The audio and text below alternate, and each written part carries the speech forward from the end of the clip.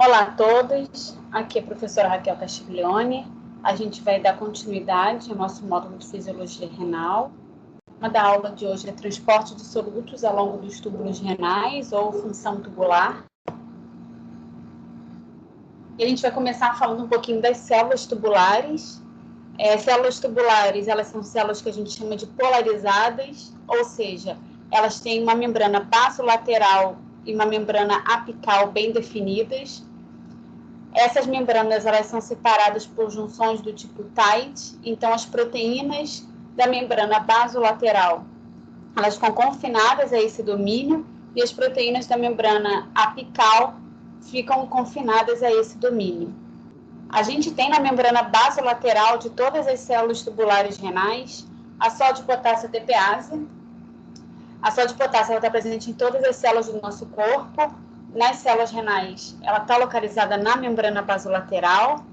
E a bomba de sódio-potássio, ela transporta 3 íons de sódio para fora da célula e 2 íons de potássio para dentro da célula.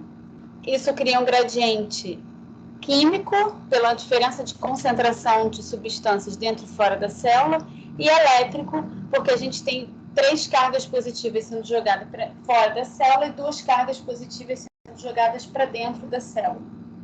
A estrutura tubular renal, ela está esquematizada aqui nesse desenho, e a gente consegue ver, por esses quadrinhos, né, representando cada uma das células de cada segmento tubular, que essas células são bem diferentes uma das outras. Então, elas têm propriedades muito diferentes. Só para a gente relembrar, túbulo proximal, alça de Henle, túbulo distal e ducto coletor. O túbulo proximal convoluto, que é a primeira porção do túbulo proximal, duas coisas que chamam grande atenção nesse segmento tubular é a grande quantidade de microvilosidades e o grande número de mitocôndrias. Se a gente for lembrar, as microvilosidades servem para aumentar a superfície da célula. Então, é um epitélio altamente reabsortivo, existe uma grande quantidade de transporte nesse epitélio. E as mitocôndrias participam da produção de energia através da quebra do ATP. Então, a gente pode ver que essas células do túbulo proximal convoluto são células que são metabolicamente muito ativas. E como ela tem uma grande geração de energia, isso é um indicativo para a gente de que a maioria dos transportes que acontecem nesse tipo celular é transporte ativo. No próximo túbulo, que é o túbulo proximal reto, a gente vê menos microvilosidades e uma quantidade menor de mitocôndrias. Em comparação, por exemplo, com a alça fina ascendente de Henle, a gente vê uma célula mais achatadinha, com raras mitocôndrias. Então, isso indica que o transporte nessas células é um transporte mais passivo do que ativo. Na alça espessa de Henle, a gente já vê um pouco mais de mitocôndrias. Então, a gente vê algumas diferenças estruturais desses segmentos tubulares, né, das células desses segmentos tubulares. Essas diferenças estruturais, elas refletem diretamente a função de cada uma dessas células. Então, o primeiro segmento tubular que a gente vai falar é o túbulo proximal convoluto. Esse é o segmento que está em contato direto com o corpúsculo renal. Então, a gente vê aqui essa parte mais de fora, né, mais próxima da gente na imagem, é a cápsula de Bowman. E aqui, quando começam esses cílios, são as microvilosidades do túbulo proximal convoluto. Então, a gente vê certinho essa transição. Então, o que acontece? Lembra da filtração glomerular que está acontecendo aqui? Através da barreira de filtração, o filtrado ele se deposita aqui no espaço urinário, né? Então, o filtrado está aqui. Então, ele vai entrar na estrutura tubular, começando pelo túbulo proximal convoluto. Aqui nessa imagem, a gente vê a grande quantidade de mitocôndrias que tem nessas células, é uma microscopia eletrônica, e a gente vê um número grande também de microvilosidades. Já no túbulo proximal reto, a gente vê mitocôndrias menores e em menor quantidade, e assim como as microvilosidades, que também estão em menor quantidade. A reabsorção de solutos no túbulo proximal é dividida em 2 fases. A primeira fase é de sódio com solutos orgânicos, como glicose, aminoácido, lactato, fosfato. A energia necessária para a reabsorção nos túbulos renais é a sódio-potássio ATPase. Então, a sódio-potássio ATPase vai colocar 3 íons de sódio para fora da célula e 2 íons de potássio para dentro da célula. Isso faz com que diminua a concentração de sódio dentro da célula E como a gente tem filtração de sódio, né, o sódio é uma molécula pequena, é uma molécula livremente filtrada, então a gente tem a grande quantidade de sódio na luz tubular, o sódio vai entrar na célula renal por conta dessa diferença de concentração de dentro e fora da célula. Juntamente com o sódio, são levados esses solutos orgânicos. E a gente vai falar um pouquinho sobre esses transportes. A segunda fase de reabsorção no túbulo proximal é a reabsorção de sódio juntamente com cloreto.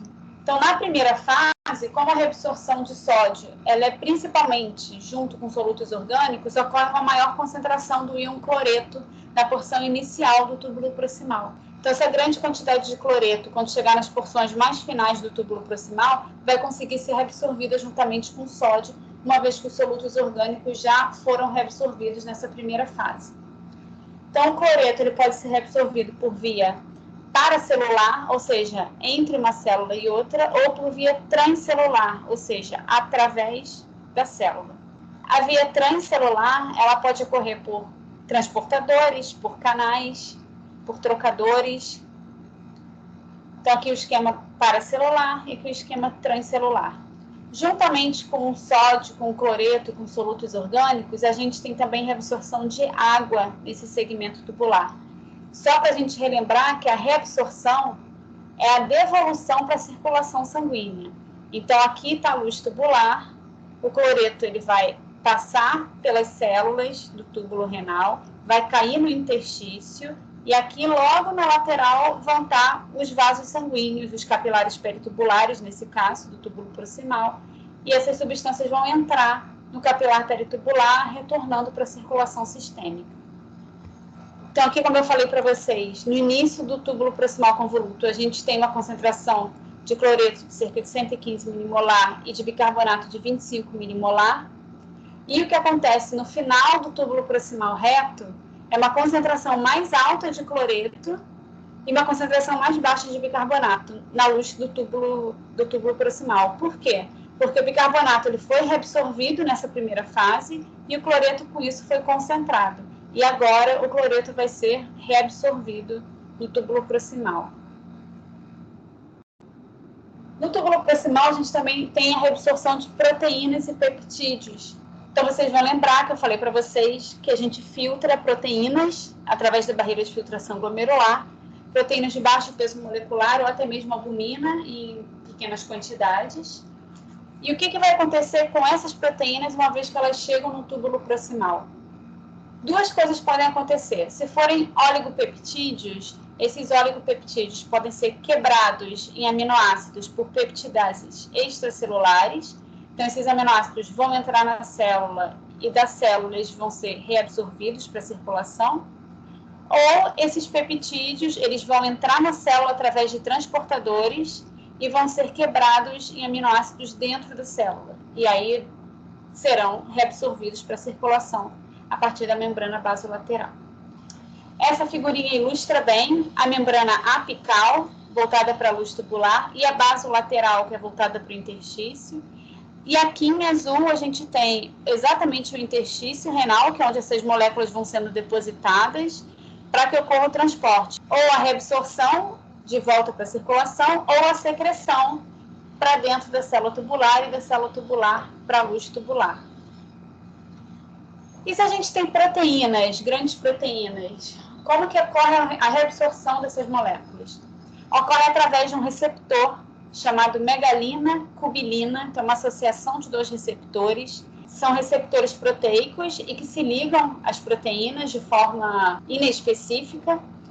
E o que acontece quando tem a ligação da proteína com esse complexo de receptor é que esse complexo ligante receptor é internalizado e vai para a via lisossomal.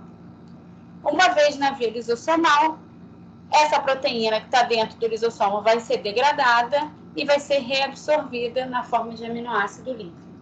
A megalina e a cubilina, elas podem recircular, elas podem voltar para a membrana apical para capturar mais proteínas. Hoje em dia, a gente sabe que é necessário uma quantidade basal de albumina sendo filtrada. Se a gente tira totalmente a albumina da luz tubular, as células do túbulo proximal morrem. Se a gente coloca muita albumina em contato com essas células, elas também morrem. Então, a gente precisa de uma sinalização basal para a sobrevivência dessas células, sendo que a ausência ou o excesso de albumina promove a apoptose dessas células. A reabsorção de glicose também acontece junto com o sódio, assim como a de aminoácidos. Ocorre nessa primeira fase de reabsorção do túbulo proximal. E através de dois transportadores, SGLT2 e SGLT1. O SGLT2 está presente na primeira porção do túbulo proximal e ele é um transportador, um cotransportador sódio-glicose, com baixa afinidade pela glicose e, por isso, uma alta capacidade de transporte. Cerca de 90% da glicose é transportada pelo SGLT2. O que isso quer dizer, afinidade e capacidade? Quer dizer que esse transportador ele não se liga fortemente à glicose. Então, ele consegue soltar a molécula muito facilmente e mais rapidamente para dentro da célula e, com isso, buscar outra molécula do lado de fora da célula novamente. Então, ele consegue ficar fazendo esse transporte de forma mais eficiente, mais rápida. O SGLT1 não, o SGLT1 ele já tem uma alta afinidade pela glicose, ou seja, ele se liga muito fortemente a essa molécula. Então, ele tem uma capacidade de transportá-la menor, exatamente porque ele demora mais tempo ligado, agarrado a essa molécula. Por que a gente tem SGLT2 no início e SGLT1 no final do túbulo proximal? É interessante para o organismo reabsorver o máximo de glicose que ele puder. A glicose é fonte de energia. Então, não é interessante que a gente perca glicose pela urina. Então, o SGLT2, por ter uma alta capacidade de transporte, ele se localiza na porção inicial do túbulo proximal, e o SGLT1, que tem uma afinidade maior, se localiza na porção final. Exatamente para aquela glicose que passou pelo SGLT2 e não foi reabsorvida, ela conseguir se ligar com uma alta afinidade no transportador SGLT1 e aí sim ser reabsorvida. Então, na membrana basolateral da célula que tem o SGLT2, a gente tem o GLUT2, que transporta a glicose para o interstício, e na célula que tem o SGLT1, a gente tem o GLUT1. O que acontece em indivíduos diabéticos para que apareça glicose na urina, ou seja, para que tenha glicosúria? O que acontece é a saturação desses transportadores. Então, esses transportadores têm uma capacidade máxima de transporte.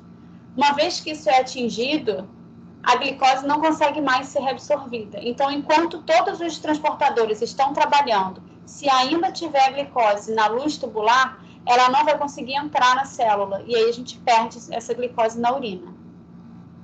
Então, o túbulo proximal ele reabsorve em torno de 67% do ultrafiltrado glomerular, ou seja, 2/3 daquilo que foi filtrado. E existe uma igualdade de reabsorção de água e soluto, ou seja, o fluido que está dentro da luz tubular é quase isosmótico ou isotônico ao plasma, ou seja, eles têm a mesma osmolaridade. E o fluido reabsorvido é isosmótico ao fluido tubular. No túbulo proximal, a água é reabsorvida passivamente tanto por via paracelular entre as células, como por via transcelular através das aquaporinas, a aquaporina 1 no túbulo proximal. Nesse gráfico, a gente vê que conforme a gente aumenta a taxa de filtração glomerular no néfron, a gente aumenta proporcionalmente a reabsorção no túbulo proximal. Tá? Então, a gente tem essa linearidade de reabsorção. É o que a gente chama de balanço glomérulo-tubular. Então, você aumenta a filtração ou diminui a filtração glomerular e a reabsorção no túbulo proximal, ela vai aumentar ou diminuir proporcionalmente. Então, dessa forma, o túbulo proximal vai sempre reabsorver 2/3 daquilo que está sendo filtrado em indivíduos saudáveis, cabe ressaltar isso. Então, no túbulo proximal, a gente também tem secreção de moléculas, tanto moléculas endógenas quanto moléculas exógenas.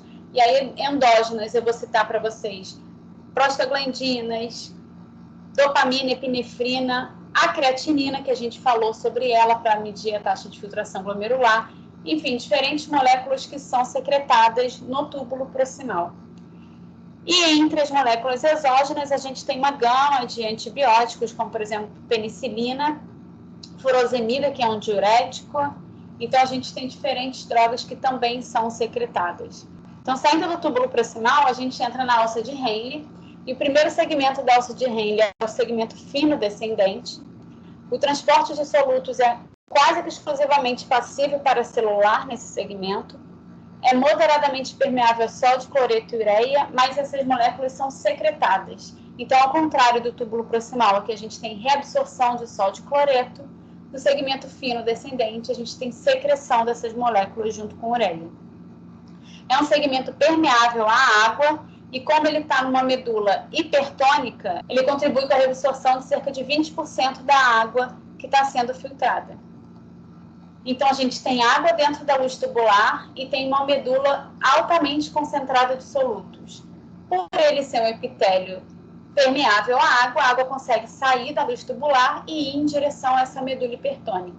Então, se eu estou tirando a água de dentro da luz tubular, o que eu estou fazendo com a luz tubular? Estou concentrando ela de solutos. Então, a gente diz que esse segmento tem a capacidade de concentrar o fluido tubular. Então, enquanto no túbulo proximal a gente tem um fluido isosmótico ao plasma, aproximadamente 280, 290 miliosmóis, no final do segmento fino descendente, naquela dobradura da alça de Henle, a gente tem um fluido que pode chegar a 1.400 miliosmóis. Aqui vale a gente ressaltar que quanto mais longa for a alça de Henle, maior vai ser a capacidade de concentrar a urina nesse segmento. Então, aqueles néfrons superficiais que têm a alça de Henle bem curtinha, eles concentram menos essa urina. E os néfrons que têm alças de Henle mais longas, que são justamedulares, eles têm uma capacidade maior de concentração urinária. O segmento fino ascendente já é um segmento impermeável à água, porém altamente permeável a sódio, cloreto e ureia. O sódio e o cloreto vão ser novamente reabsorvidos por via paracelular e a ureia vai ser secretada através de transportadores de ureia. Como ele reabsorve o sódio e cloreto e ele não tem transporte de água por ser impermeável à água, o que acontece? A gente está tirando o soluto de dentro da luz tubular.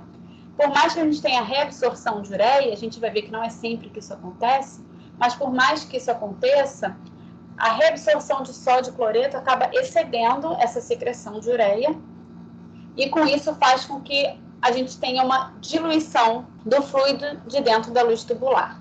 Então, se na dobradura da alça a gente tem 1.400 miliosmóis, no final do segmento fino ascendente, a osmolaridade pode chegar a 200 miliosmóis. Seguindo o segmento fino ascendente, a gente tem o segmento grosso ascendente, também chamado de túbulo distal reto. É um importante sítio de reabsorção de sódio, cerca de 25% do sódio que é filtrado é reabsorvido nesse segmento. Uma propriedade super interessante é a capacidade de reabsorver mais do que isso, caso o túbulo proximal não consiga reabsorver os 2/3 que normalmente reabsorve de sódio. Então, o segmento grosso ascendente consegue aumentar sua capacidade de reabsorção de sódio. E metade do sódio é reabsorvido pela via transcelular e a outra pela paracelular. Também um epitélio altamente impermeável à água e da mesma forma que o segmento fino ascendente, ele é capaz de diluir o fluido tubular. Então, no segmento grosso ascendente, espesso ascendente, túbulo distal reto, vocês vão ver várias nomenclaturas na literatura, a gente tem um transportador que é super importante, que é o transportador tríplice, ou NKCC. 2 é a isoforma do transportador. Por que NKCC? Sódio, potássio e 2 cloretos. Então, esse transportador transporta essas 4 moléculas juntas. O que acontece quando esse transportador está ativo? Esse transportador joga sódio para dentro da célula, isso porque a sódio potássio TPase está funcionando e tirando o sódio da célula, né? Então existe um gradiente para reabsorção de sódio, e leva junto com ele o potássio e o cloreto. O cloreto e o potássio, eles são reabsorvidos, indo para o intestino e voltando para a circulação sanguínea, e o potássio ele também pode ser secretado por canais vazantes de potássio. Essa secreção de potássio ela é muito importante, porque esse potássio ele retroalimenta esse transportador. Essa secreção de potássio faz com que a luz tubular tenha uma voltagem positiva. Essa polaridade positiva faz com que ocorra nesse segmento uma reabsorção dos cátions divalentes, como cálcio e magnésio. Exatamente porque são cátions, né? Então tem uma carga positiva, e como a voltagem da luz tubular é positiva, tem um excesso de cargas positivas na luz tubular, ocorre a reabsorção nesse segmento dos cátions divalentes. essa reabsorção é feita através de uma via paracelular. O NKCC2 ele é alvo de alguns diuréticos, são chamados diuréticos de alça, como furosemida, que inibem o tríplice. Então, o túbulo distal convoluto é o segmento seguinte à alça espessa de Henle. Ele reabsorve de 5 a 10% do sódio filtrado, também é impermeável à água e, por isso, tem a capacidade de diluir o fluido tubular. Aí eu queria fazer um parênteses. Se a gente pensar na estrutura do néfron, a gente tem um ramo que entra na medula, um ramo que sai da medula e o ducto coletor que entra na medula de novo. O segmento que entra na medula, que é túbulo proximal e alça fina descendente de Henle, é um segmento permeável à água. E toda a porção ascendente, fina ascendente, espessa ascendente, túbulo distal convoluto, eles são impermeáveis à água. O túbulo distal final é o túbulo de conexão e a primeira porção do ducto coletor. É um segmento que tem reabsorção de sódio e ele é permeável à água na presença do hormônio antidiurético, assim como o ducto coletor. O ducto coletor ele tem 3 tipos diferentes de célula. A célula principal, que é essa célula que tem um cílio, a célula intercalar alfa, que tem essa seta preta aqui, a célula intercalar beta, que está com essa setinha branca. No ducto coletor, a gente tem reabsorção de cerca de 3% do sódio que é filtrado. A célula principal participa principalmente da reabsorção de sódio, enquanto as células intercalar alfa e beta, elas participam ativamente da regulação do pH. Então, a célula intercalar alfa, ela tem secreção de hidrogênio para a luz tubular e reabsorção de bicarbonato, e a célula intercalar beta tem reabsorção de hidrogênio e secreção de bicarbonato para a luz tubular. O transporte de sódio nas células principais também é inibido por diuréticos, por exemplo, a miloride. Esse transportador tem um nome, é ENaC, né, que é canal epitelial de sódio.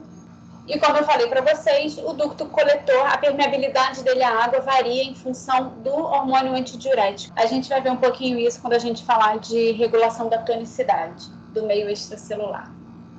Então, como a gente está falando de transporte de solutos ao longo do néfron, a gente está falando de movimento, né, de molécula, de reabsorção, de secreção, a gente pode se perguntar, existe uma forma de você saber se uma molécula está sendo secretada ou reabsorvida? Sim, existe. A gente consegue fazer essa avaliação através do clearance renal fracional. Vocês lembram de clearance, que é o volume virtual de plasma que fica livre de uma substância por unidade de tempo? Ou seja, o quanto que aquele plasma está perdendo daquela substância? O que acontece com uma substância livremente filtrada? Ou seja, ela chegou no corpúsculo renal, nos capilares glomerulares, ela foi filtrada, saiu na urina na mesma concentração que ela foi filtrada, por exemplo, a inulina. O que acontece com essa substância? Lembram a fórmula do clearance? Concentração na urina vezes o fluxo urinário dividido pela concentração plasmática. Se a gente for usar a inulina, a gente vai ter que a relação do clearance da inulina com a taxa de filtração glomerular vai ser 1. Então, o clearance da inulina dividido pela taxa de filtração glomerular é 1. Por que é 1? Porque a gente usa exatamente a inulina para medir a taxa de filtração glomerular. Então, o clearance de qualquer molécula livremente filtrada, que é inerte, não é reabsorvida, não é secretada, não é metabolizada nem produzida nos rins, se a gente fizer a relação do clearance dessa molécula com a taxa de filtração glomerular, o resultado vai ser 1. Agora, se eu tenho uma substância que é reabsorvida pelos túbulos renais, o que vai acontecer? Se a substância ela é totalmente reabsorvida, por exemplo, vamos dizer a glicose. A gente perde um pouquinho de glicose na urina, mas vamos dizer que a gente não perdesse.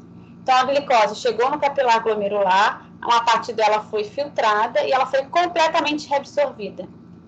Esse plasma, ele fica livre de glicose? Não, ele não fica livre de glicose, porque apesar dela ter sido filtrada, a gente não está perdendo na urina, está voltando para a circulação. Então, o clearance dessa substância, que é totalmente reabsorvida, é igual a 0. Se a substância é parcialmente reabsorvida, o que vai acontecer? Então, uma parte dela que foi filtrada vai voltar para a circulação, mas outra parte vai ser perdida na urina. Então, vocês concordam que ela vai ter um clearance intermediário entre essa que é totalmente reabsorvida e a que é livremente filtrada? Então, quando a gente fizer a relação do clearance dessa molécula pelo clearance da inulina, vai dar um resultado entre 0 e 1. Então, essa relação é menor que 1. Um exemplo disso, aí sim, é a glicose, é a albumina, que a gente viu que elas são reabsorvidas no túbulo proximal, mas a gente sabe que existe uma perda basal dessas moléculas na urina. Em contrapartida, as substâncias secretadas. Se a gente tem uma substância parcialmente secretada, e aí eu vou citar como exemplo uma molécula que a gente já viu, paraminipurato de sódio, que é usado para medir fluxo sanguíneo renal. O paraminipurato de sódio, ele vai ser filtrado, uma parte vai ser secretada, e vocês lembram que uma parte continua na circulação, certo? Então, quando a gente fizer o clearance renal fracional do paraminipurato de sódio, a gente vai ter uma relação maior do que 1.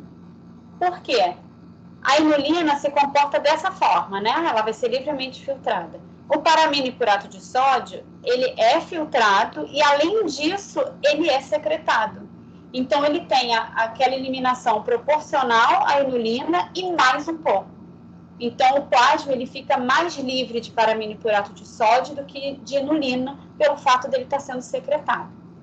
E uma substância, se ela for totalmente secretada, que é o caso da figura, né? Então nada continua na circulação sanguínea, ela vai ser toda secretada, a gente tem um clearance renal máximo.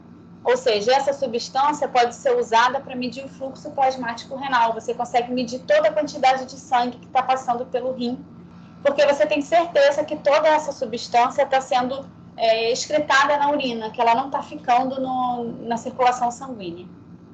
Então, através do clearance renal fracional, a gente consegue dizer se uma substância que a gente está avaliando, ela está sendo secretada ou reabsorvida.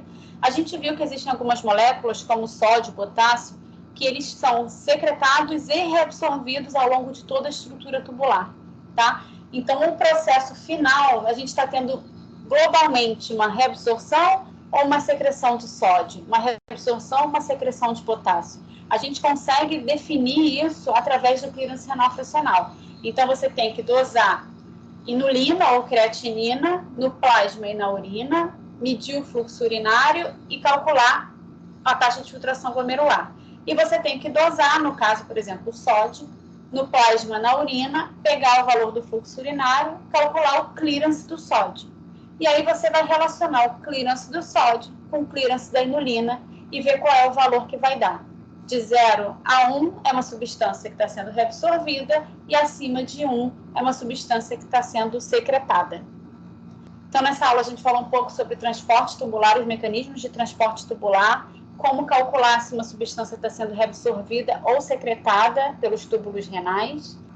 E agora a gente vai falar um pouquinho sobre o mecanismo contracorrente e concentração da urina, então como que acontece isso, e depois a gente fala sobre as regulações renais.